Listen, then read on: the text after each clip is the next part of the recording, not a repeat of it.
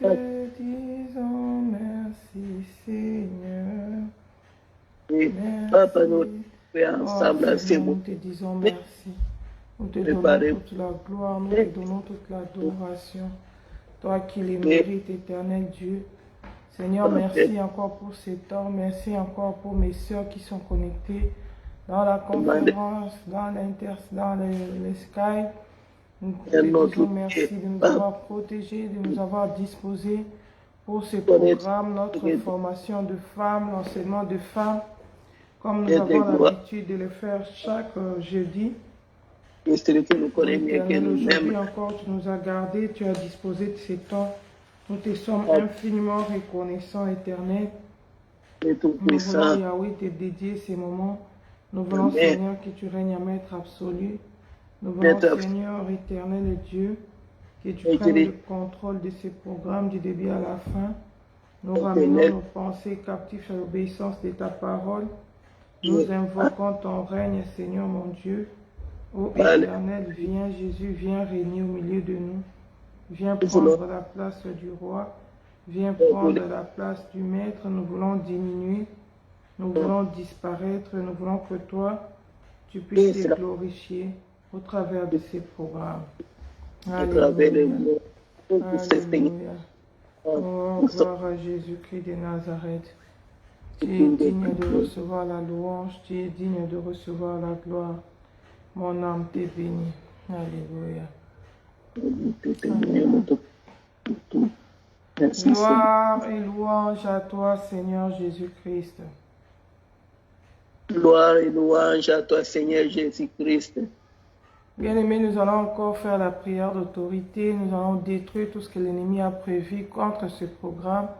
Nous allons le déclarer nul et sans effet au nom de Jésus-Christ. Prions au nom de Jésus. Éternel Dieu, nous te dédions ces moments, nous te recommandons ces programmes d'enseignement des femmes. La Bible dit, je vous ai donné le pouvoir de marcher sur les serpents, les scorpions et sur toute la puissance de l'ennemi au nom de Jésus-Christ. Nous venons marcher sur toute principauté, toute domination, toute autorité qui s'élève contre la pensée et la volonté de Christ par rapport à ces programmes. Et c'est là au nom puissant de Jésus-Christ. Seigneur, nous ramenons nos pensées captives à l'obéissance de ta parole. Cher Saint-Esprit, prends contrôle de ces programmes. Cher Saint-Esprit, règne à maître du début à la fin. Seigneur, la Bible dit, nous ne savons pas ce qu'il est convenable pour nous de dire, Seigneur, mais c'est poussé par l'Esprit que les hommes ont parlé de la part de Dieu. Seigneur, dispose nos cœurs à recevoir ta parole, que je sois un simple canal, que ce soit toi qui interviens pour l'édification de ton peuple.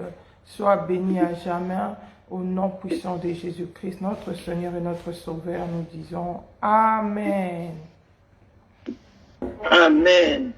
Amen. Shalom à mes bien-aimés qui sont sur Facebook. Que le Seigneur vous bénisse.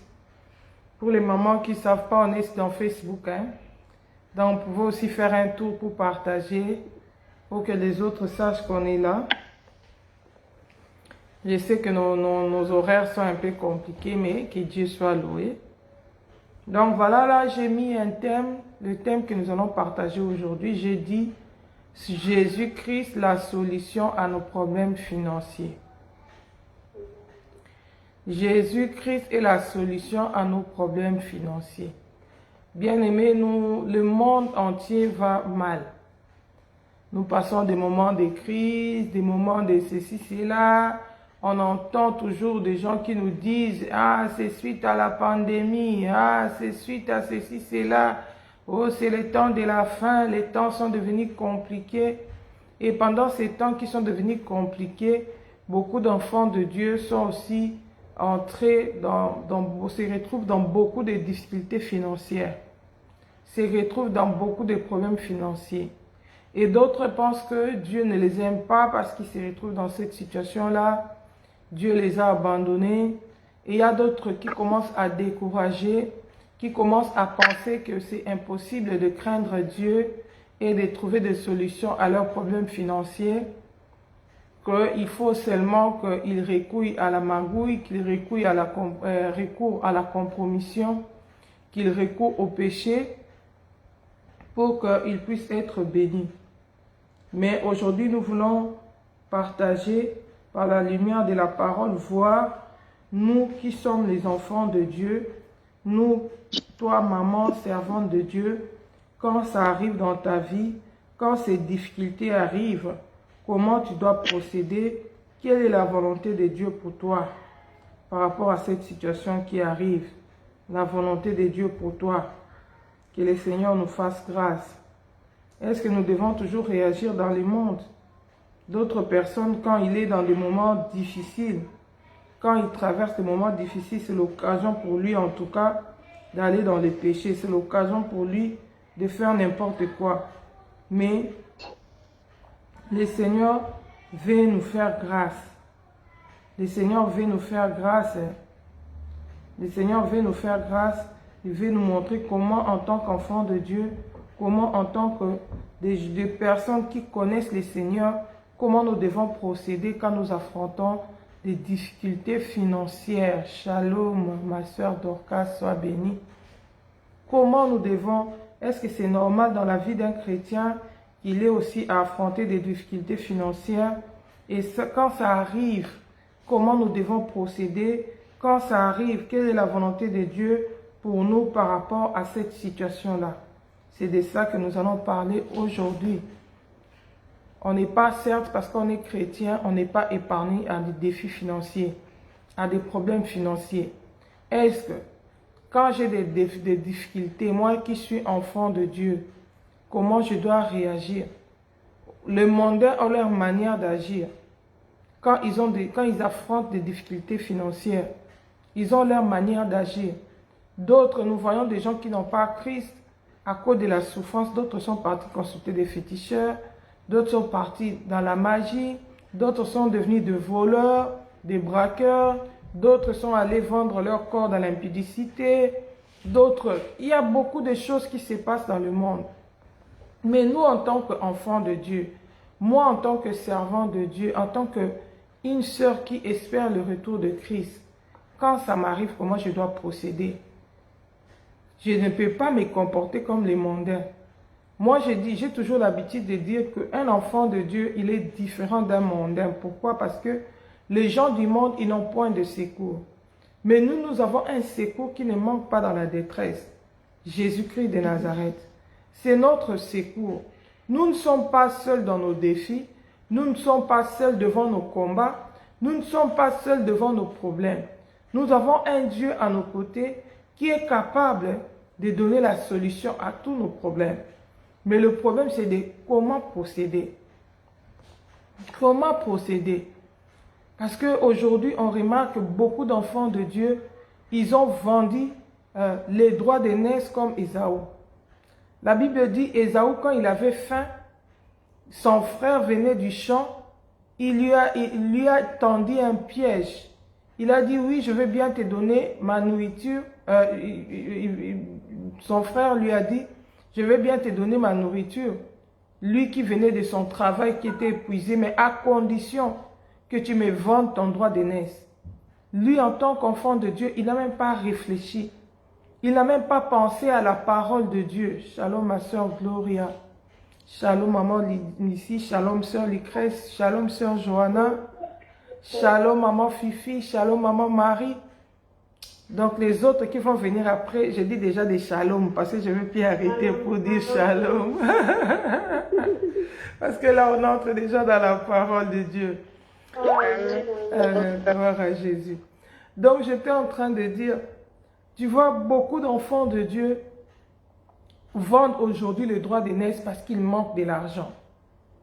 Parce qu'ils sont prêts à faire n'importe quoi. Ils sont dans la compromission parce qu'il est dans la crise. Tu vas voir une sœur en Christ, mais il n'y a plus de contentement. Il n'y a plus la maîtrise face à la crise. Elle va demander à n'importe qui. Elle va demander, aujourd'hui même, il y a des païens qui se moquent des chrétiens. Pourquoi? Parce que les chrétiennes viennent mendier chez les païens. Et ils se moquent de toi, ils en profitent pour prendre l'occasion de se moquer de ton Dieu. Pour te dire, mais elle prie que son Dieu la prenne soin de lui. Pourquoi? Parce que toi qui es chrétien, qui passe peut-être par des moments difficiles, par des moments de preuve, tu n'as pas de maîtrise. Tu n'as pas de continence. C'est vrai, tu es en train de dire, ah, maman Fifi, elle parle comme ça, parce qu'elle, ça va bien chez elle. C'est pourquoi? Non. Nous avons tous une histoire avec Jésus. Nous avons tous un témoignage. Alléluia. Si je ne me mettais là qu'à vous raconter des paroles, mon message ne serait pas vrai. Mais je suis en train de lire ce qui est écrit dans la Bible. Et j'ai aussi mon propre témoignage. Je crois dans l'enseignement de femmes, souvent j'ai l'habitude de partager avec vous mes témoignages. Avant que je me mette à parler comme ça avec vous, j'ai eu aussi une histoire avec le Seigneur. Et plusieurs fois, le Seigneur nous a enseigné. Et ces valeurs, de plus en plus, aujourd'hui, nous les chrétiens, nous abandonnons de valeurs qui sont importantes dans la marche avec Dieu. Des valeurs qui sont importantes pour même notre salut. Aujourd'hui, même le nom de Jésus est blasphémé à cause du manque de caractère, à cause du manque de maîtrise des chrétiens. Vous savez, tu vas voir un homme comme David. On pouvait l'insulter, il allait s'en remettre à Dieu. Mais il ne supportait pas qu'on puisse humilier le nom de Jésus-Christ. La Bible dit quand Goliath s'est levé, il a commencé à insulter l'armée de l'Éternel, le peuple de Dieu. David était en colère. Pourquoi? Parce que le nom de son Dieu était humilié. Il a dit, qui est cet incirconcis? Bien-aimés, du reste, nous sommes les enfants de Dieu. Et il y a des promesses pour nous. La Bible dit que Dieu a donné soin. C'est vrai, il a donné soin aux méchants, aux pécheurs d'amasser pour nous. Mais ce n'est pas pour que nous, on aille mendier chez eux. Mais c'est eux qui doivent, Dieu va les utiliser pour que cette bénédiction vienne. C'est Dieu qui va les toucher. Je vois beaucoup d'enfants de Dieu aujourd'hui. Il va te dire, ah, moi j'ai des problèmes. Que Dieu te bénisse pour que tu me donnes. Mais moi, j'ai toujours l'habitude de poser la question, est-ce que ce Dieu-là ne peut pas te bénir toi-même? Tu crois, tu as la foi que Dieu peut me bénir. Mais tu n'as pas la foi que Dieu peut te bénir toi-même. Ça, c'est quelle sorte de foi? Parce que si Dieu me bénit, moi aussi j'ai des besoins. Peut-être que je vais d'abord donner priorité à mes besoins. Je ne vais pas prioriser tes besoins. Peut-être même si je te donne, je vais te donner peu. Parce que je vais prendre une partie pour moi. Mais si Dieu te bénit directement, tu vas pouvoir à tes besoins. Aujourd'hui, nous avons de plus en plus de chrétiens qui n'ont pas la foi que Dieu peut pouvoir à leurs besoins. Bien aimé, ça, ce n'est pas la foi, ça, c'est l'incrédulité. Il y a des enfants de Dieu qui croient à la crise plus qu'à la providence de Dieu.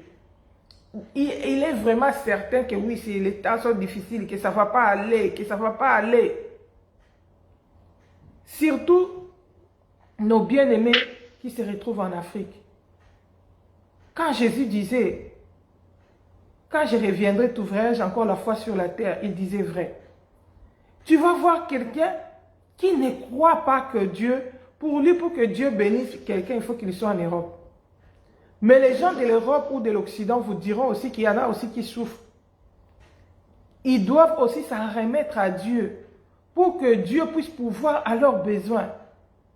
Aujourd'hui, nous avons de plus en plus des enfants de Dieu incrédules qui croient plus comment dire, aux gens qui sont en Europe qu'en Dieu. Ils espèrent plus sur les familles qui sont en Europe au lieu d'espérer sur Dieu. Et même nous qui sommes en Europe, il y a de plus en plus des enfants de Dieu qui espèrent plus sur le système européen que si je travaille. Il y a beaucoup plus de gens qui ont même plus foi à leur travail qu'en Dieu. Que si je travaille, on va me donner mon salaire, je vais vivre de ça. Ils ne croient plus en Dieu. Ils ne croient plus à la providence de Dieu. Ils ont abandonné la foi. Et c'est pourquoi quand il n'y a plus de travail, il est aussi désemparé parce qu'il ne croit pas que Dieu est capable de prendre soin de lui, quand il manque un travail. D'autres personnes ont mis leur foi dans le papier, dans les titres, les identités, parce que j'ai tel statut social, parce que j'ai tel passeport, je vais être bien, je vais prospérer, je vais être ceci. Mais tu peux aussi avoir ça si Dieu ne met pas la main, tu ne vas pas aussi en profiter. La preuve, ce n'est pas tout le monde qui a ces papiers-là, qui a aussi la paix. Il nous arrive aussi de marcher en cours de route, de voir peut-être toi qui espères avoir un titre, si c'est de séjour ou bien une nationalité européenne ou américaine, je ne sais quoi. Mais tu vois quelqu'un qui a déjà cette nationalité-là, qui est natif du pays, mais qui est sans domicile fixe. La Bible dit la nature doit nous enseigner. Aujourd'hui, le Seigneur veut nous parler qu'il est la solution. Il veut que nous puissions, l'objectif de ces messages d'aujourd'hui, c'est nous des mamans qui sont dans le Seigneur. Le Seigneur veut que nous puissions remettre notre confiance en lui. Nous puissions nous attendre en lui par rapport à nos difficultés financières, par rapport à nos problèmes financiers. Le Seigneur veut que notre foi puisse se baser sur lui, c'est basé sur lui, parce qu'il est un Dieu fidèle. Dieu est capable de faire pour toi ce que tu crois qu'il est capable de faire pour toi. Si toi, tu ne crois pas que Dieu est capable de faire pour toi, il ne va pas aussi le faire. Mais si tu crois qu'il est capable de faire, il va faire ce pourquoi tu crois qu'il est capable de faire. La Bible, c'est pourquoi la Bible dit, si tu crois, tu verras la gloire de Dieu. Alors, notre enseignement, on a l'habitude de lire la Bible, de voir un peu l'exemple de certaines femmes dans la Bible.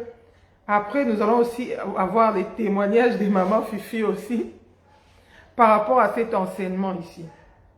Donc, sans plus tarder, nous allons lire la parole de Dieu. Nous sommes dans le livre de 2 Rois, 2 Rois chapitre 4. Nous allons lire à partir du verset 1 jusqu'au verset 7.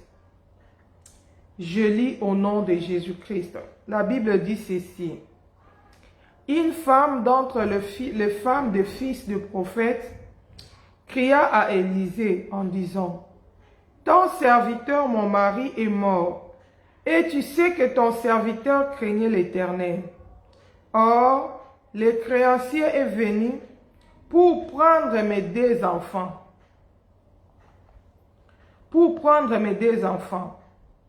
Et en faire ses esclaves. » Élisée lui dit, « Que puis-je faire pour toi? Dis-moi, qu'as-tu à la maison? » Elle répondit, « Ta servante n'a rien du tout à la maison qu'une vase d'huile. » Et il dit, « Va demander au dehors de vases chez tes voisins, des vases vides, et n'en demande pas un petit nombre. Quand tu seras rentré, tu fermeras la porte sur toi et sur tes enfants. Tu verseras dans toutes ces vases et tu mettras de côté ceux qui seront pleins. » Alors elle les quitta, elle ferma la porte sur elle et sur ses enfants. Et il lui présente... j'ai sauté, excusez-moi. Tu fermeras la porte sur toi et sur tes enfants. Tu verseras dans toutes ces vases et tu mettras de côté ceux qui seront pleins. Alors elle les quitta. Elle ferma la porte sur elle et sur ses enfants. Il lui présentait les vases et elle versait. Lorsque les vases furent pleins, elle dit à son fils, « Présente-moi encore un vase. » Mais il lui répondit, « Il n'y a plus de vase. » Et l'huile s'arrêta. Elle alla les rapporter à l'homme de Dieu et il dit, « Va vendre l'huile et paye ta dette. Tu vivras, toi et tes fils, de ce qui restera. » Parole du Seigneur. Je crois que ça, c'est une histoire que nous connaissons tous. Nous connaissons tous. Si nous lisons la parole de Dieu dans Lévitique 25, verset 39, Lévitique 25, verset 39, là-bas il est écrit, « Si ton frère devient pauvre près de toi et qu'il se vende à toi, tu ne lui imposeras point le travail d'un esclave. » Nous retournons à la parole de Dieu, à ce que nous venons de lire. L'histoire, nous connaissons tous notre histoire. Nous sommes en train de lire l'histoire de cette femme. C'est une histoire que nous connaissons. Je crois que c'est une histoire qu'on a eu l'occasion de beaucoup partager avec nous, ça. De cette femme qui était restée veuve, qui était enfant de Dieu, mais la Bible dit qu'elle était mariée, elle avait son mari, et un jour son mari est décédé. Et le mari qui craignait Dieu, la Bible dit qu'une femme d'entre les femmes des fils de prophètes. Donc son mari c'était un prophète, un serviteur de Dieu. La femme, cette femme. Mais Malgré qu'il était un prophète, un serviteur de Dieu, et la Bible souligne même qu'il craignait Dieu, mais il s'est retrouvé quand même dans une situation de dette. Bien-aimé, le fait d'être enfant de Dieu, c'est vrai la volonté de Dieu pour nous, et que nous puissions emprunter aux autres, que nous ne puissions pas prêter, mais il peut arriver que nous nous retrouvons dans des situations de difficultés financières, des situations qu'on n'a pas prévues, des situations qu'on est contracté de dettes. La Bible dit, c'était un prophète de Dieu, c'était un serviteur de Dieu, et la Bible ajoute même qu'il craignait Dieu, mais il est mort quand même, il a laissé des dettes. À cause de ces dettes-là, la Bible dit que on est venu après sa mort, les créanciers, les propriétaires de la dette est venu pour prendre les enfants comme esclaves. Or, la Bible disait qu'en Israël, même si ton frère se retrouve dans la pauvreté et qu'il se vend à toi, tu ne peux pas les traiter comme un esclave à cause de la souffrance. Bien aimé, beaucoup de gens sont des chrétiens qui sont des enfants de Dieu. Peut-être Dieu t'a béni financièrement, socialement. Respecte ceux qui sont dans des difficultés. Témoigne de l'amour et de la considération pour ceux qui sont dans des situations compliquées. Parce que la vie est compliquée. Tu peux être peut-être riche aujourd'hui. Tu peux être peut-être sociablement stable. Mais tu ne sais pas ce qui peut arriver demain. Tu ne sais pas qu'est-ce qui peut se produire. Chaque fois que nous faisons le bien, le Seigneur écrit dans le livre des souvenirs. Pour nous bénir, pour nous récompenser. Le bien que nous faisons aux autres, le Seigneur se souvient aussi de nous. La manière dont nous traitons les autres, ça va aussi retomber sur nous. La Bible dit, ne vous y trompez pas, ce qu'un homme aura sémé, il le moissonnera. Peut-être aujourd'hui tu es bien. D'ailleurs, la Bible dit même pour un enfant de Dieu, ta soeur, ton frère se retrouve dans un problème, il vient emprunter chez toi. Tu ne peux pas l'exiger des intérêts. Oh, je vais te prêter, mais tu vas me rembourser avec intérêt. C'est interdit entre enfants de Dieu. Tu ne peux pas le faire. C'est ton frère. Oh non, le Seigneur avait dit, parce que beaucoup de gens disent, le Seigneur avait dit, nous n'allons pas emprunter. Si tu empruntes, c'est un péché, bien aimé. Il y a des circonstances de la vie qui peuvent faire que tu empruntes. Ce n'est pas un péché d'emprunter. Le péché, c'est, tu as la dette d'autrui, tu refuses de payer. Tu as les moyens pour payer, tu ne veux pas honorer tes engagements. Ça, c'est un péché. Ça, c'est un péché, ça n'honore pas le Seigneur. Mais, dans la Bible, il y a ici, c'est même, regarde la prophétie que Élisée a donnée à cette femme pour trouver la solution à son problème de dette. Le Seigneur veut résoudre le problème de cette femme qui a déjà une dette que le mari avait laissée. Les créanciers viennent pour prendre les enfants, pour les amener en esclavage. Mais comment le Seigneur résout ça? Le Seigneur lui demande encore d'aller emprunter des vases à ses voisins.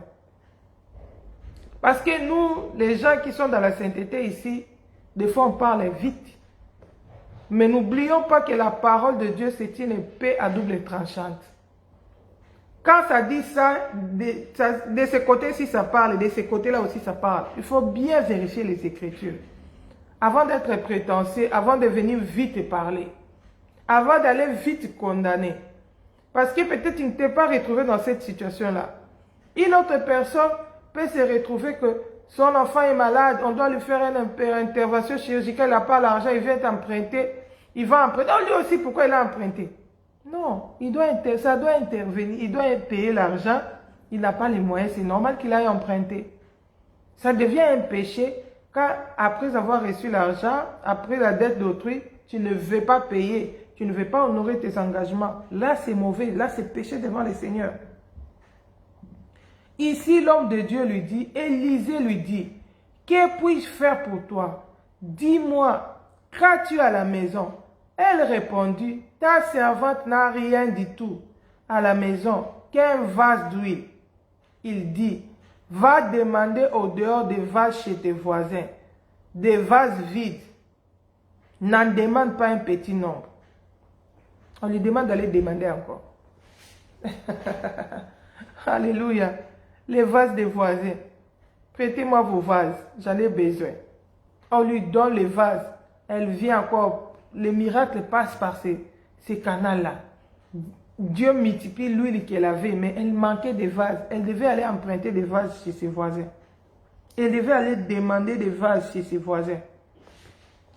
Bien-aimés, en tant qu'enfant de Dieu, c'est vrai, nous pouvons, ça peut nous arriver d'avoir des difficultés financières. Mais est-ce que, puisque j'ai des difficultés financières, faut-il que je pêche? Faut-il que j'aille m'engager dans des circonstances sans écouter le Seigneur? Tu vas voir un enfant de Dieu, hey, je suis allé faire, il y a beaucoup de trucs que les jeux de hasard. Pourquoi? Parce que j'ai besoin d'argent. Non. La Bible dit d'abord, nous devons recommander au Seigneur tous nos problèmes. Un enfant de Dieu, tu as des difficultés financières. La première des choses, c'est d'aller consulter le Seigneur. C'est d'aller en prière. La Bible dit, déchargez-vous sur lui de tous vos fardeaux, de tous vos soucis. Moi, en tout cas, dans ma vie, j'ai un secret. Devant toute situation qui m'arrive, je pars d'abord consulter le Seigneur. Je cherche d'abord à savoir, Seigneur, pourquoi cette situation m'arrive? C'est quoi? La Bible dit, quelqu'un parmi vous est-il dans la souffrance qu'il prie? Ça, c'est Jacques qui nous dit ça. Premier réflexe, c'est la prière. Je dois comprendre pourquoi ça arrive. C'est quoi le langage de Dieu dans cette situation? La cause de cette souffrance, c'est quoi? Je dois d'abord chercher à savoir ça. Après avoir su ça, deuxième démarche, c'est de savoir quelle est la volonté de Dieu par rapport à cette situation. Que pense le Seigneur pour moi par rapport à cette situation? Comment je dois procéder? Comment je dois procéder? Comment je dois réagir? Seigneur, est-ce une attaque? Seigneur, est-ce l'épreuve? Est-ce parce que les réponses que nous donnons dans des situations, c'est par rapport à la réponse que le Seigneur va me donner. Si le Seigneur me dit que c'est une attaque, je vais aussi réagir dans la prière par rapport à l'attaque. Je vais me lever dans la prière parce que c'est un combat, c'est une attaque de l'ennemi.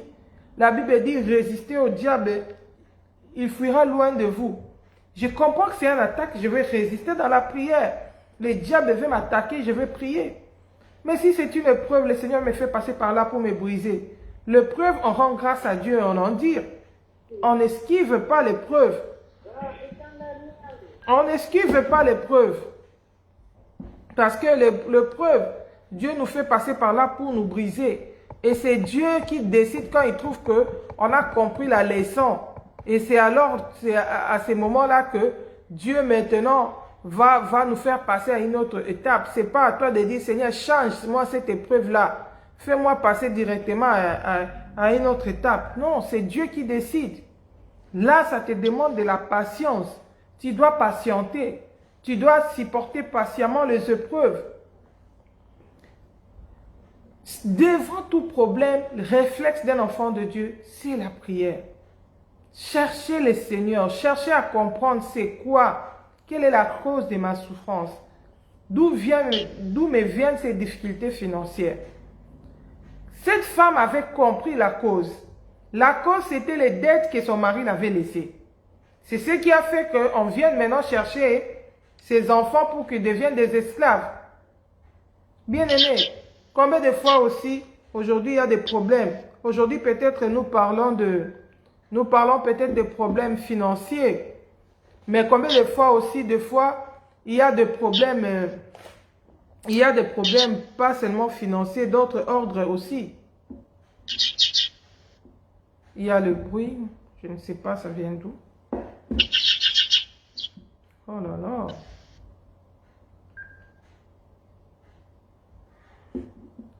Aujourd'hui, il y a d'autres problèmes qui arrivent aussi dans la vie chrétienne. Peut-être ça peut aussi être d'ordre. Ici, c'est l'héritage familial, hein, on peut dire ça. Des problèmes qu'on a hérités de la famille. Pourquoi? Parce que son mari a laissé des dettes. Maintenant, on veut les ravir son enfant. Toi aussi, peut-être tu n'as pas de problèmes financiers, mais tu peux aussi avoir des problèmes spirituels. L'héritage familial, ça peut aussi être la malédiction de la famille. Tu es né dans une famille où il y a des condamnations, où il y a des lois établies, des malédictions qui pèsent sur cette famille-là, qui affectent la vie de tous les gens. Bien aimés, il y a des familles comme les Amalécites, les Moabites, ils étaient dans la malédiction. Pourquoi? Parce que ils étaient nés de l'inceste. Moab, ce sont les enfants qui sont nés de l'union de Lot avec ses filles. De l'union de Lot avec ses filles. La Bible dit que quand la femme de Lot était devenue une statue de pierre, ils se sont retrouvés, Lot avec ses filles, pas avec leurs gendres, avec les maris qui sont restés, qui ne voulaient pas venir, et pas avec les maris. Ces filles voulaient avoir une postérité. Ils ont saoulé leur papa, ils ont donné de l'alcool à leur papa, ils ont enivré Lot. Et sous l'effet de l'alcool, ils sont allés coucher avec lui pour se créer des progénitures. Et c'est comme ça que les Moabites sont nés. Une nation qui sont nés de l'inceste. Une nation qui était sous la malédiction. Pourquoi? Ils sont nés de l'inceste. Et cette descendance était dans la malédiction. C'était une descendance qui devait être éliminée, exterminée. C'était une descendance qui ne pouvait pas être bénie parce que c'est un peuple maudit. Et chaque personne qui faisait alliance avec eux, la malédiction s'attachait à sa vie. La Bible nous montre l'exemple, Shalom Maman Marlène. La Bible nous montre, Shalom Maman Inès. La Bible nous montre l'exemple de la famille d'Elimelech, de Malcon et Kiljon, Naomi. Naomi était mariée avec son mari, ils sont allés à cause de la souffrance. Et voilà qu'on est en train aujourd'hui de parler que Jésus-Christ est la solution à nos problèmes financiers. À l'époque de Naomi, qu'est-ce qui était arrivé? Elle, c'était la famine qui était arrivée. À cause de la famine, au lieu de prier Dieu, au lieu de chercher la directive divine, ils sont allés procéder comme les mondains. Ils ont pris la décision eux-mêmes sans consulter l'Éternel d'aller dans le pays de Moab. Or, Moab, c'est un pays de malédiction. Ils sont partis là-bas. Nous connaissons l'histoire. Comment ils sont allés se marier là-bas. Je suis dans Ruth chapitre 1 à partir du verset 1. Du temps des juges, il y eut une famine dans le pays. Un homme de Bethléem de Juda partit avec sa femme et ses 2 fils pour faire un séjour dans le pays de Moab. Le nom de cet homme était Elimelech, celui de sa femme Naomi, et ses 2 fils s'appelaient Machlon et Kiljon. Ils étaient Éphratiens de Bethléem de Juda. Arrivés au pays de Moab, ils y fixèrent leur demeure. Elimelech, mari de Naomi, mourut et elle resta avec ses 2 fils. Ils prirent des femmes moabites, dont l'une se nommait Orpa et l'autre Ruth, et ils habitèrent là environ 10 ans. Machlon et Kiljon mourirent aussi, tous les 2. Naomi resta privée de ses 2 fils et de son mari. Pourquoi? À cause de la famine. C'est pourquoi on dit ceci. Un enfant de Dieu, tu ne dois pas t'agiter à cause de la famine. Tu ne dois pas t'agiter à cause des difficultés financières. Recherche la face de Dieu. Cherche la directive auprès du Seigneur. Le Seigneur a toujours une solution à tous les problèmes. Il ne manque pas de solution. La Bible dit, venez à moi, vous tous qui êtes fatigués, chargés, je vous donnerai du repos. À cause de la famine, ils sont allés s'installer dans le pays de Moab sans être conduits par le Saint-Esprit, sans consulter le Seigneur, pays de malédiction. La mort est entrée dans la famille. Ils avaient fui la famine, mais maintenant la mort est entrée. Le papa est mort, les 2 enfants sont morts. Naomi est devenue Mara. Amertume, nous connaissons toute son histoire. Heureusement, Dieu est passé par Ruth pour restaurer cette famille.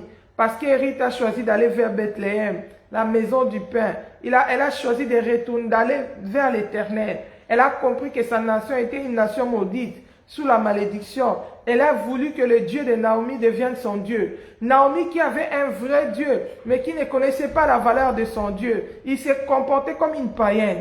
Mais Ruth, qui était une païenne, a compris que le Dieu de Naomi était un vrai Dieu. Il a dit, ton Dieu sera mon Dieu. Bien-aimé, la Bible dit, vous êtes de Dieu, vous mourrez comme des humains. Un enfant de Dieu a la nature de Dieu. Dans ton problème, la première chose est de savoir que tu n'es pas seul, tu es avec Dieu. Tu ne peux pas procéder comme les mondains, comme les gens qui n'ont pas Dieu.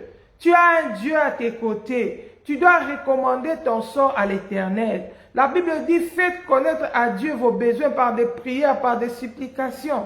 Expose ton problème à Dieu. N'agis pas comme tout le monde. Oh non, quand il y a tel problème, il faut faire ceci. Aujourd'hui, on a dit que tout le monde, il faut aller en Turquie. Si tu pars là-bas, tu vas aller là-bas, ça a marché pour les autres, pour toi, ça ne marche pas parce que tu es allé sans le go du Seigneur. Tu es allé en dehors de la volonté de Dieu. Quand le Seigneur t'envoie lui-même, il va te protéger. Quand le Seigneur t'envoie, il sera avec toi. Ici, cette femme n'a pas cherché des solutions. Ici, Naomi, la famille de Naomi, ils ont cherché des solutions sans consulter le Seigneur. Ça produit la mort. Ça produit la destruction de la famille. Mais ici, cette femme qui était veuve, avec ses enfants, sans mari, elle a pris la décision d'aller consulter le Seigneur, d'aller chercher le Seigneur. Comme à l'époque, là, ils allaient consulter Dieu auprès des prophètes, parce que son mari, c'était aussi un prophète. C'était aussi un serviteur de Dieu. Souvent, nous, les serviteurs de Dieu, nous faisons beaucoup cette erreur-là. On prie pour les fidèles. Mais quand on a des problèmes, on ne prend pas les réflexes nous-mêmes aussi d'aller vers Dieu. Maman, pasteur, tu vas voir une femme de servante, serviteur de Dieu. Il passe par des épreuves, il passe par des moments difficiles. Elle devient triste, elle fait la dépression. Confie ton sort à l'Éternel. Cherche le Seigneur. Tu prêches la foi aux autres. Utilise cette même foi par rapport à ces problèmes. C'est Dieu-là qui agit dans la vie des autres et aussi capable d'agir dans ta vie. Bien-aimé, je ne vous parle pas de paroles à l'air. Je vous parle d'un Dieu vivant que j'ai expérimenté. Le Dieu qui a fait dans ma vie, il est capable de faire aussi dans ta vie.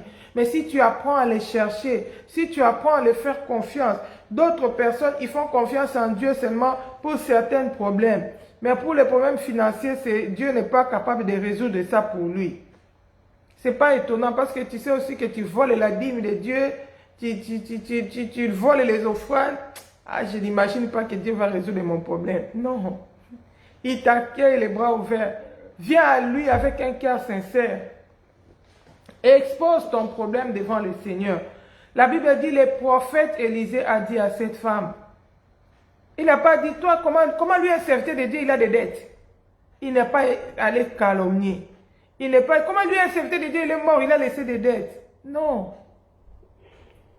Quelqu'un qui est dans la souffrance, il a droit à l'assistance, pas à la condamnation. Déjà, les créanciers étaient là en train d'attendre pour prendre les enfants. Il fallait trouver une solution rapide. Le serviteur Élisée lui a dit, va prendre des vases. Qu'est-ce que tu as dans ta maison? Il dit, j'ai un vase d'huile. Il dit, va encore emprunter des vases chez tes voisins. Va demander, demande en grand nombre. Ne demande pas en petit nombre. Tu vas verser de l'huile. Dieu a donné la solution à son problème. Et tu vas vendre lui. Bien aimé, le Seigneur peut même t'orienter. Fais tel commerce. Ici, cette femme, on peut dire que c'est le commerce. Qu'est-ce qu'elle avait comme fond de commerce? Vase d'huile. Dieu lui dit, tu vas vendre l'huile. Mais cette femme pouvait dire, quel fond j'ai? Cette vase-là, est-ce qu'un vase d'huile peut être un fond de commerce? Mais Dieu sait qu'il est le Dieu que nous avons. Dieu est capable de multiplier même l'épée que nous avons s'il veut nous bénir. Avec peu, Dieu peut fructifier ça. Moi, je connais l'histoire d'Isaac. Il y a un moment où la sécheresse était aussi arrivée. La famine était arrivée là où il était. Il a demandé, il était à Guérard. Il a demandé au Seigneur, faut-il que j'aille fuir en Égypte à cause de cette famille? Dieu lui a dit non, ne descends pas en Égypte. Reste ici. Je te bénirai ici. La Bible dit que Isaac s'aima dans le désert. Il devient riche et il devient fort riche. Dieu est capable de bénir quelqu'un même dans le désert. Dieu est capable de bénir quelqu'un même en Afrique. Dieu est capable de bénir quelqu'un même en Europe, même en Occident, à l'Amérique ou quoi. Dieu est capable de tout. Ce n'est pas les lieux qui dépendent, mais la bénédiction dépend de l'Éternel. La Bible dit, c'est la bénédiction de l'Éternel qui enrichit et elle ne se fait suivre d'aucun chagrin. Maman, apprenons à consulter le Seigneur devant nos problèmes financiers. Apprenons à nous confier. Tu élèves tes dettes. Pour cette femme, il n'y avait plus d'espoir. Elle pouvait dire, si mon mari était là, il allait peut-être travailler, on allait trouver des solutions. Même si tu n'as pas un mari pour te défendre, pour prendre soin de toi, tu as Jésus-Christ de Nazareth. Cette femme avait la confiance en Dieu. Elle est partie chez l'homme de Dieu et Dieu a donné la solution à son problème. Isaac a consulté le Seigneur. Le Seigneur l'a béni dans un lieu désert. Mais Naomi, ils ont refusé de consulter le Seigneur. Ils se sont confiés en leur propre force. La mort est entrée dans la famille. Maman, ne te confie pas dans ton expérience. Oh non, moi je connais le commerce. Si j'ai fait ça, seulement je vais faire comme ça. Tu vas aller faire, tu vas échouer. Parce que tu t'es appuyé sur tes propres forces. La Bible dit que le secours de l'homme est vanité. Alléluia. Mais le secours qui ne manque pas dans la détresse, c'est Dieu. Je ne sais pas quelle dette tu as. Je ne sais pas quelle situation financière tu affrontes. Aujourd'hui, le Seigneur vient te dire qu'il est la solution à tes problèmes financiers. Je vous avais dit, il y a une partie où on écoute la parole, où on lit les Écritures, on voit les femmes qui ont espéré en Dieu, comment le Seigneur les a défendues. Parce que nous sommes toujours dans notre grand thème, le Seigneur, l'Éternel, les défenseurs de ceux qui les craignent.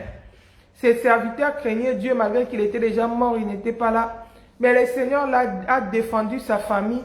Le Seigneur a protégé sa famille, a combattu pour eux pour que ses enfants n'aillent pas dans l'esclavagisme. Toi aussi crains Dieu. Ne va pas dans la prostitution parce que tu es dans la souffrance. Ne va pas dans l'impudicité parce que tu es dans la souffrance.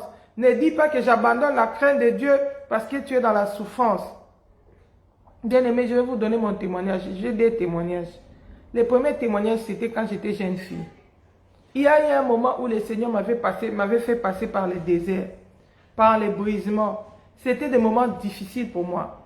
Je me souviens, à cette époque-là, j'étais jeune fille, j'étais, je crois, à l'université, quelque chose comme ça.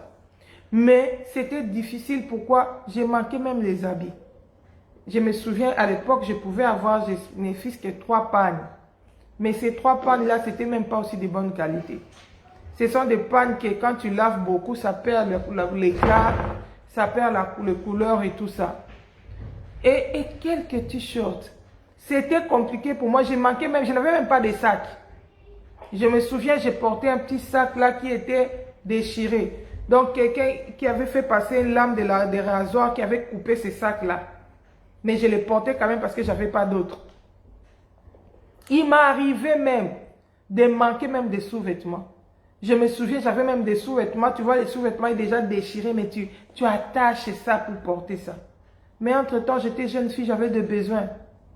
J'avais des besoins et pendant cette période-là, le Seigneur m'a brisé. Le Seigneur m'a brisé par mes propres parents. J'étais unique fille unique de ma mère. Une jeune fille qui a l'âge de 18, 19 ans, qui est 20 ans, je tends vers 20 ans, qui est à l'université où elle doit être présentable, elle doit être propre. Mais le Seigneur a permis que je passe par les brisements dans cette période-là. Mais pendant cette période-là, mes parents avaient l'argent. Quand le Seigneur me brisait, quand il avait utilisé les bras de fer de mes parents contre moi pour me briser, pour me façonner, mon père à cette époque, il avait l'argent. Ma mère était vivante, j'étais son unique fille. Mais le Seigneur a passé par mes parents pour me briser parce qu'il m'appelait. Il voulait m'enseigner les contentements. Il voulait m'enseigner la foi, que je ne puisse pas compter sur les hommes. Bien aimé, évitez de parler parce que ça entre dans le Facebook. Dieu voulait m'apprendre à ne pas compter sur les hommes, mais à ne compter que sur lui. Là, j'ai vu surveille-moi mes micros. S'il y a quelqu'un qui parle, il faut fermer son micro. Dieu voulait m'enseigner les contentements, la confiance en Dieu, la foi totale en Dieu. Bien aimé, mes parents me privaient. À cette époque-là, mes parents ne m'achetaient pas. Ils me disaient que ton Dieu pourvoit tes besoins. Et c'est comme ça que j'ai appris à compter sur Dieu. Et quand je priais le Seigneur, je dis, j'aime beaucoup mes parents, mais pourquoi ils me traitent comme ça? Le Seigneur m'a dit, c'est moi qui permet ça pour te former. Parce que j'étais appelée dans mon œuvre. Bien aimé, j'étais jeune fille. À cette époque-là, les jeunes filles de mon âge avaient beaucoup de copains. À l'institut supérieur où j'étudiais, avant que j'aille à l'université, j'étais dans un institut supérieur de commerce. Les gens qui viennent du Congo peuvent connaître, c'est l'IEC Gombe. Là-bas, les jeunes filles de mon âge, ils avaient beaucoup de copains. Ils avaient des fiancés dans les quartiers, là où ils habitaient. Ils avaient des copains à l'université pour qu'ils puissent les encadrer, les étudiants qui sont aînés, qui sont âgés là, qu'ils puissent les encadrer à l'école et montrer comment avec tel professeur il faut faire ceci, il faut faire cela. Et dehors, il y avait des papas, des banquiers, parce que c'est non loin de la Banque centrale du Congo aussi. Il y avait beaucoup c'était dans la ville, il y avait beaucoup d'entreprises là-bas. Il y avait beaucoup de papas là-bas mariés qui avaient l'argent, qui venaient prendre des jeunes filles. Les jeunes filles de cet institut-là, ils avaient beaucoup de partenaires de l'impudicité pour avoir l'argent. Il sait que celui-là, ce papa-là, lui, c'est pour qu'il me donne l'argent, pour que je m'habille dernière classe, pour que je ne manque pas, j'ai besoin de l'argent pour m'acheter des syllabis. À part le besoin des jeunes filles, il y a aussi les besoins de l'école, les syllabis, payer mes frais pour que je ne manque pas l'argent, que j'ai de quoi manger pendant le pause. Ils vivaient dans la débauche, dans n'importe quoi. Mais moi, j'étais enfant de Dieu, dans la souffrance. Parce que normalement, c'est les parents qui doivent prendre soin des enfants. Mais mes parents, Dieu les avait endurcis à mon égard pour qu'ils ne prennent pas soin de moi. Je me souviens, il y avait à l'époque même de mes cousines, quand ils voyaient comment, moi, pendant que moi, j'ai manqué des sous-vêtements, comment mes parents étaient dans les luxes. Il y en a même qui me disaient, vole, prends des forces. J'ai dit, un enfant de Dieu ne vole pas. Je ne prends que ce qu'on me donne. Je ne peux pas prendre les histoires d'autrui.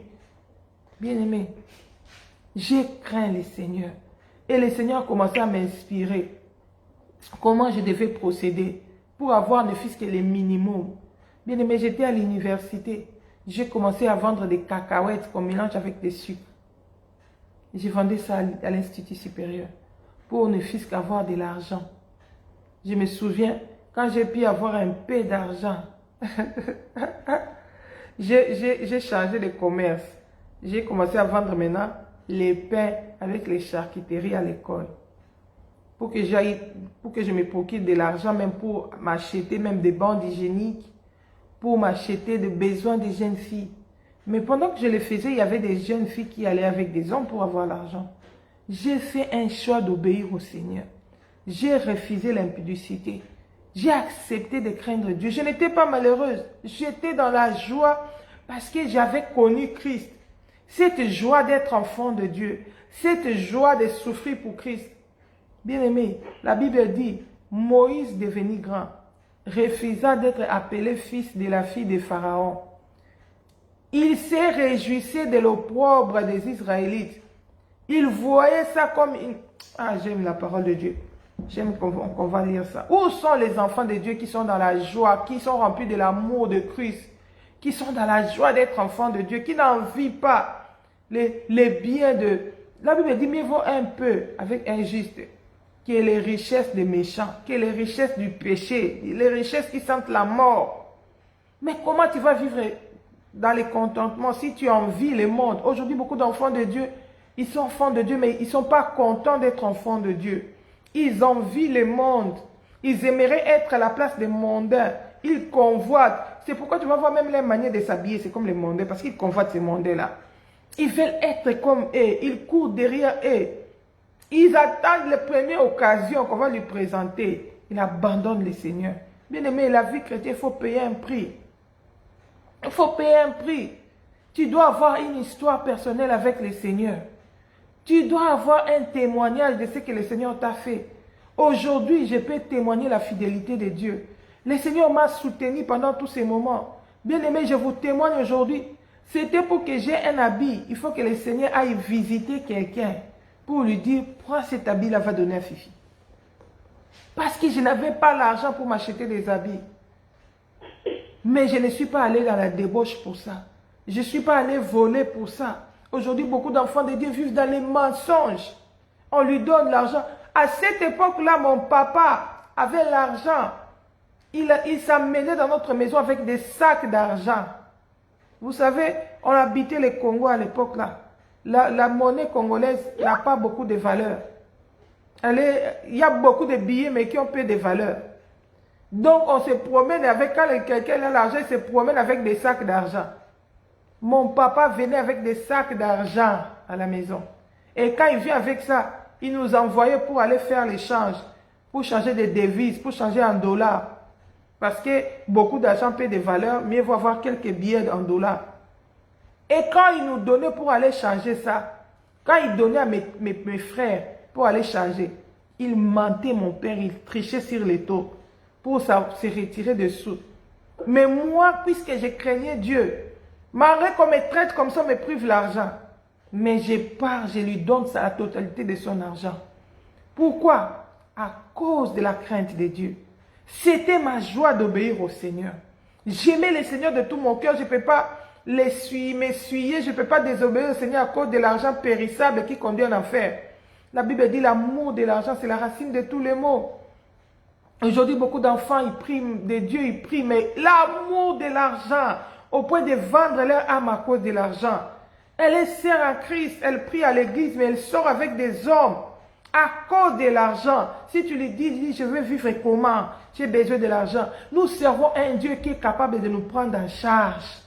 Il est capable de nous nourrir, de prendre soin de nous. Ce n'est pas seulement les péchés qui peuvent prendre soin de toi. Les péchés vont te détruire. Au début, c'est sikilant, mais après, c'est la mort, c'est la ruine. Le salaire du péché, c'est la mort. Oh bien-aimé, je suis en train de parler à une jeune fille qui veut faire comme les autres, qui veut imiter le monde, soi-disant parce qu'il souffre. Je te dis, sois fidèle à Jésus. Aie confiance en Dieu. Garde la foi, crains le Seigneur, ne va pas dans la compromission. Le salaire du péché, c'est la mort. Je suis un témoignage vivant d'un Dieu qui change l'histoire de la vie d'une personne. Bien-aimé, aujourd'hui, comme je suis là, si on me demande de dire, Fifi, tu as combien d'habits? Je ne connais pas les nombres. Je ne connais pas les nombres précis des habits que j'ai. Mais à cette époque-là, j'ai manqué même les sous-vêtements. Nous servons un Dieu qui est capable de rembourser le nombre d'années qu'ont dévoré les sauterelles et les gazas. Apprenons seulement à lui faire confiance. À cette époque-là, j'étais en Afrique, mais j'avais aussi des membres de famille qui étaient en Europe. Je ne venais pas les demander, je demandais au Seigneur. Je me souviens une fois, une de mes cousines, elle est venue en Afrique. Elle a amené des cadeaux, elle a même amené des biens, et tout le monde s'est précipité, tout le monde demandait. Mais moi aussi, en me voyant, on voyait que je n'étais pas riche, que j'ai manqué aussi des choses, mais je ne demandais pas. Mais il dit, mais Fifi, toi, tu ne me demandes pas? J'ai dit, je demande au Seigneur. Alléluia. Elle dit, mais prends ça. Elle était étonnée de ce que tout le monde demandait, mais moi, je ne demandais pas. C'était des païens, des incirconcis, je ne pouvais pas aller quémander chez eux. Je disais au Seigneur. Et le Seigneur touchait les cœurs. Parce que je sais que la Bible dit, personne ne peut te faire du bien. Si cela ne lui a été donné à partir du ciel, l'homme ne peut recevoir que ce qui lui a été donné du ciel. Si le Seigneur approuve les voies d'un homme, il disposera favorablement à son égard même ses ennemis. Aujourd'hui, nous les chrétiens, nous n'avons plus de foi. Nous n'avons plus confiance en Dieu. Nous nous confions plus aux hommes plutôt qu'à Dieu. Nous avons la foi aux poches des gens plutôt qu'à Dieu. Dieu a vu ma foi en lui. Et Dieu m'a béni. Dieu m'a béni. Dieu a restauré ma vie. Même quand je me suis mariée avec mon mari, on n'était pas riches. On avait seulement les promesses de Dieu. Dieu nous a brisés. Je me souviens quand j'ai eu mon fiancé. C'était seulement le moment où le Seigneur l'a appelé pour son œuvre. Le Seigneur lui a demandé de tout abandonner, de le servir. Et le Seigneur nous a dit, je vais vous briser à tel point que les gens vont penser que vous êtes maudits. Mais ça ne sera pas la malédiction parce que je vais vous élever. Alors pour que vous ne tombez pas dans l'orgueil, je prendrai le temps de vous préparer par les brisements. Bien-aimé, Dieu nous forme par la souffrance.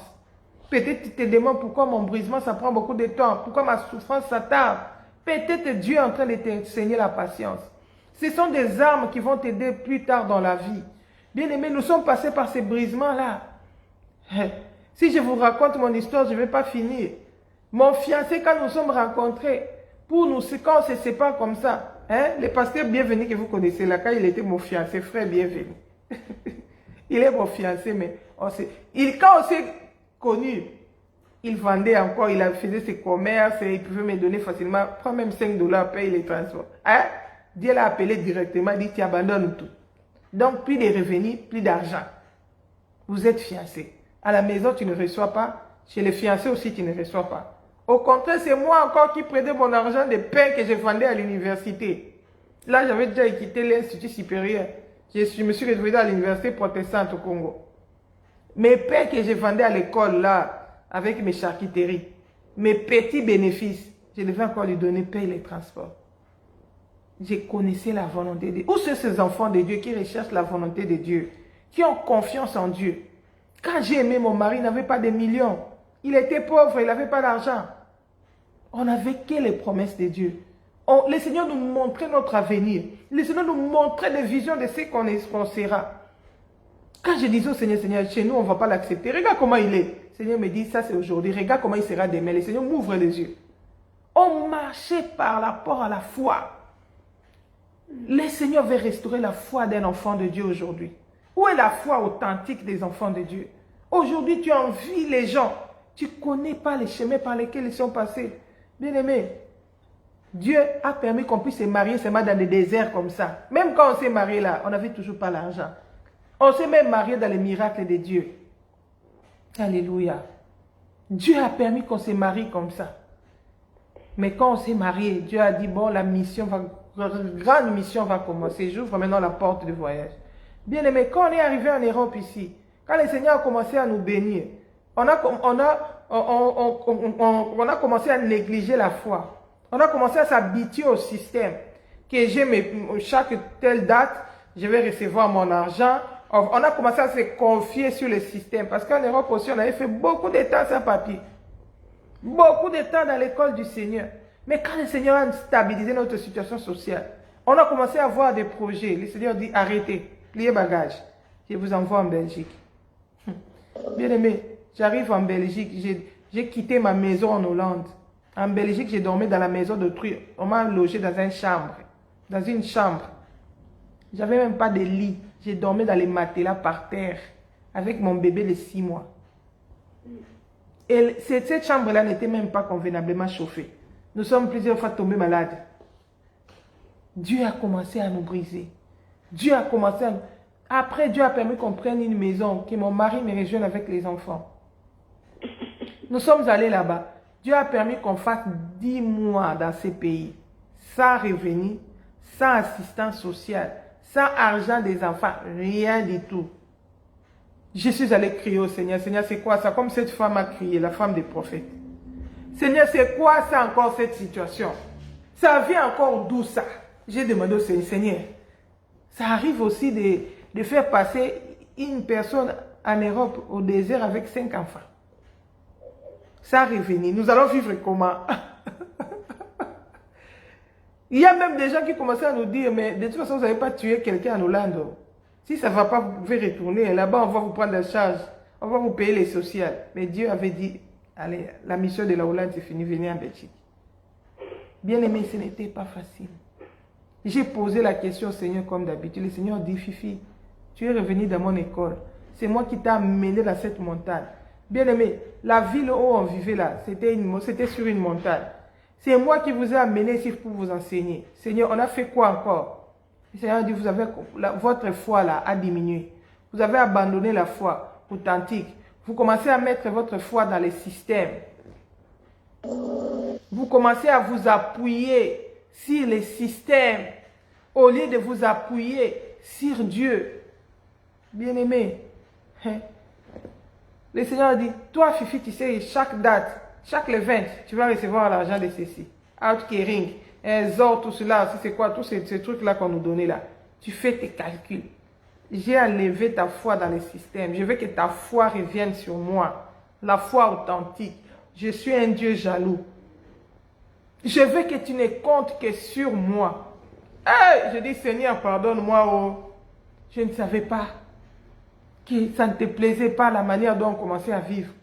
Le Seigneur m'a remis dans l'intimité personnelle avec lui. Et le Seigneur m'a dit, Fifi, tes enfants ne vont pas manquer du lait. Bien aimé, je ne sais pas comment on a fait pour vivre pendant 10 mois sans revenu. Mais je sais que le Seigneur nous a payé les loyers, on ne nous a pas jetés dehors. Je sais que mes enfants ont eu du lait, ils ont mangé. Je sais que mes enfants sont allés à l'école tous les jours. On a passé tous ces temps-là.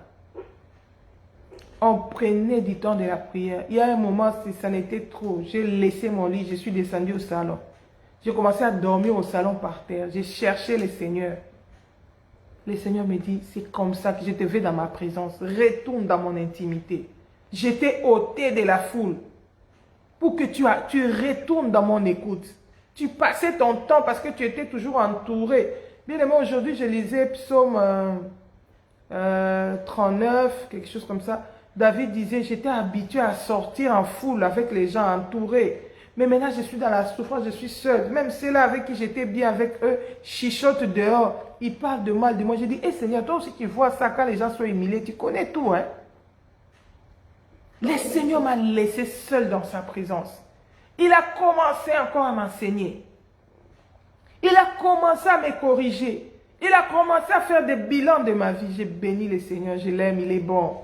Ces leçons sont importantes, sont nécessaires dans la vie. Et quand il a vu que c'est ok, il a dit, Fifi, maintenant c'est le temps du jubilé. Je vais maintenant vous rembourser toutes ces années de brisement. Parce que j'étais en train de vous façonner. Bien aimé, pendant ces 10 mois-là, sans revenu là, on vivait petitement comme ça. Après, le Seigneur nous a restaurés, il nous a donné un emploi. Et les gouvernements de la Belgique, ils ont dit, nous allons faire une enquête sur cette famille-là. Pendant tous ces 10 mois-là, ils étaient toujours là comme ça, sans revenu, sans rien. On est allé vérifier dans l'école des enfants. Ils ont trouvé qu'on était toujours là. Et on a gardé, bien aimé, j'ai 5 enfants. On a gardé ces 5 enfants pendant 10 mois sans leur donner un revenu.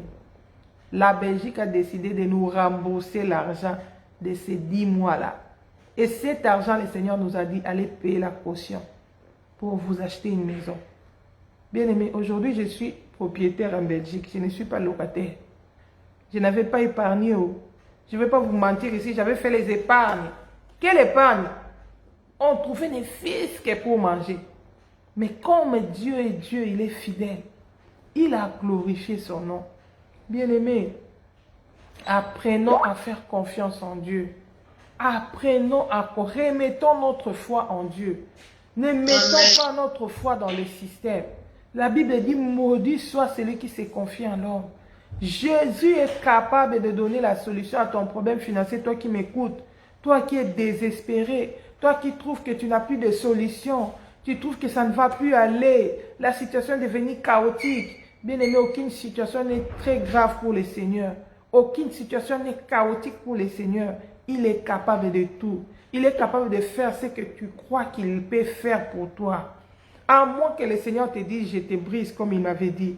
À moins que le Seigneur te dise, des fois aussi c'est le combat spirituel. Il faut que tu te lèves dans la prière. Mais comment tu sauras ça si tu ne consultes pas le Seigneur? Beaucoup de gens, quand ils ont des difficultés, ils prennent plus leur temps à murmurer. Ils prennent plus leur temps à se soucier. Ils prennent plus leur temps à pleurer. Bien aimé, c'est l'incrédulité.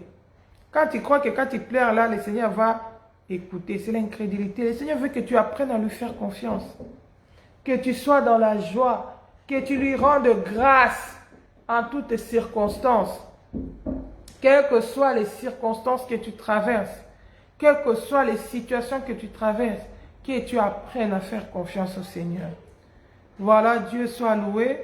Nous allons nous arrêter là aujourd'hui pour l'enseignement. Que le Seigneur bénisse cette parole. Que le Seigneur relève la foi de quelqu'un. Que le Seigneur fortifie quelqu'un qui était découragé. Vraiment, ensemble, nous allons élever la voix. Nous allons dire merci à Jésus. À ce Jésus qui nous a parlé. À ce Jésus qui nous a instruit. Car il a dit, pour l'amour de son peuple, il ne se taira point. Bénissons le Seigneur. Oh Jésus, nous te disons merci. Nous te rendons grâce. Nous te bénissons pour ce temps. Nous te bénissons, Seigneur éternel, pour cette parole. Nous te bénissons, toi qui as voulu parler. Tu voyais les cris d'une mère. Tu connaissais les besoins d'une personne au milieu de nous. Tu connais les difficultés de tes enfants. C'est pourquoi tu viens encore nous édifier aujourd'hui. C'est pourquoi tu viens encore nous parler aujourd'hui. Oh Seigneur, nous voulons te bénir. Nous prions que cette parole produise des fruits dignes de la repentance. Nous prions que cette parole puisse relever notre foi. Nous prions que cette parole puisse nous restaurer. Pour la gloire du nom de Jésus-Christ, nous avons ainsi prié et nous disons, merci Seigneur Jésus-Christ. Gloire et louange à toi, Seigneur Jésus-Christ. Gloire et à toi, Seigneur Jésus-Christ. Bien-aimé, j'ai un programme, j'ai un communiqué que je vais donner.